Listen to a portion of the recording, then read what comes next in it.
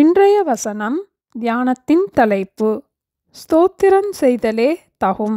எபேசியர் 5ஆம் அதிகாரம் 4ஆம் வசனம். ஸ்தோத்திரம் செய்தலே தகும். ஆண்டவர் நமக்கு பல உபகாரங்களை செய்திருக்கிறார். நாம் அவருக்கு நன்றி சொல்லாமல் இருக்க முடியாது. நமக்கு இருக்கின்ற நன்மையான ஈவுகளுக்காக ஆண்டவருக்கு நன்றி சொல்ல ஆரம்பிக்கும் போது நாம் மன நிறைவோடு இருக்க முடியும். நமக்கு இந்த நன்மை இல்லையே என்ற எண்ணமோ கவலையோ வராது. நமக்கு ஆண்டவர் செய்த உபகாரங்களை மறக்கும் போது நம்முடைய சந்தோஷத்தையும் சமாதானத்தையும் நாம் இழந்து விடுகிறோம். இங்கிலாந்து நாட்டில் வாழ்ந்த ஒருவர் தினமும் இவ்வாறு ஆண்டவருக்கு நன்றி சொல்லும் பழக்கம் உண்டு. ஆண்டவர் எனக்கு நல்ல ஆகாரத்தை தந்ததும் அல்லாமல் அதை சாப்பிட பலன் தந்திருக்கிறார். ஆகவே ஆண்டவருக்கு நன்றி சொல்லுகிறேன். ஆண்டவர் எனக்கு பல உடைகளை தந்ததும் அல்லாமல் அதை உடுத்துவதற்கான பலனையும் தந்திருக்கிறார்.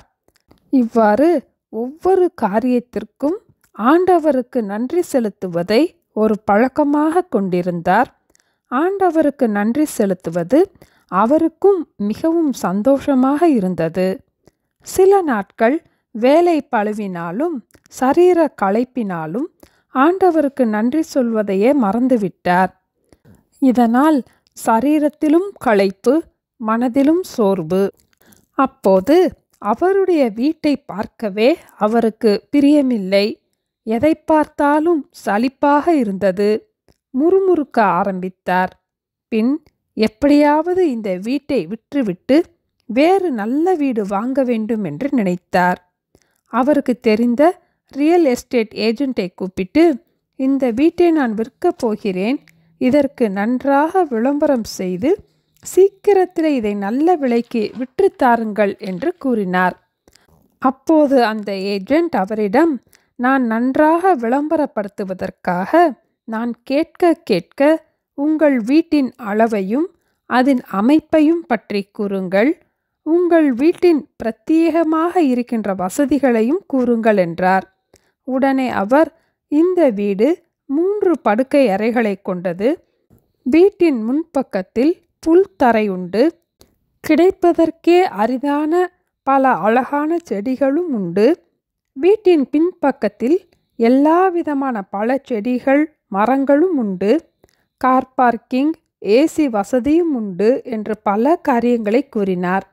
அதற்குரிய போட்டோவையும் அனுப்பினார்.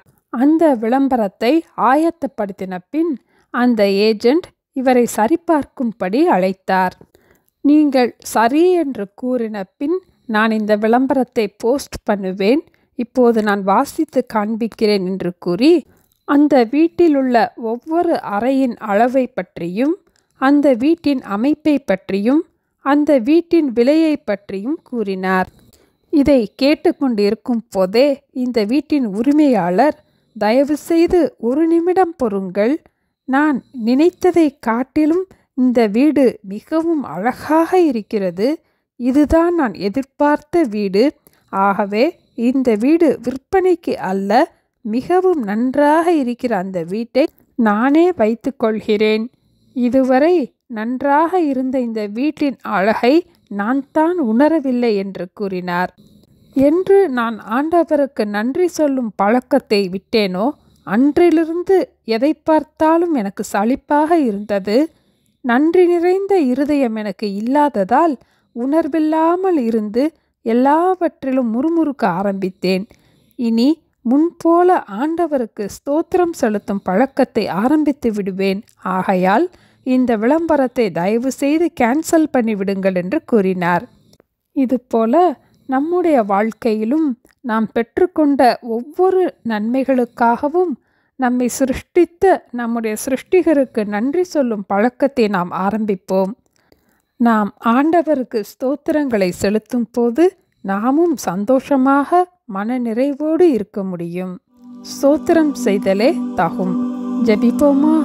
எங்களை நேசிக்கிற எங்கள் அன்பின் ஆண்டவரே, எங்களுக்கு ஈவாக தந்திருக்கிற சுவாசத்திற்காக, சுகத்திற்காக, பலத்திற்காக, ஆவிக்குரிய நன்மைகளுக்காக மற்றும் எத்தனையோ ஆசீர்வாதங்களை தந்து எங்களை பாதுகாக்கிறதற்காக நாங்கள் ஆண்டவருக்கு நன்றி செலுத்த எங்களுக்கு நன்றியுள்ள இருதயத்தை தந்து எங்களை போதித்து வழிநடத்த வேண்டுமாய் இயேசுவின் நாமத்தில் ஜெபிக்கிறோம் பிதாவே.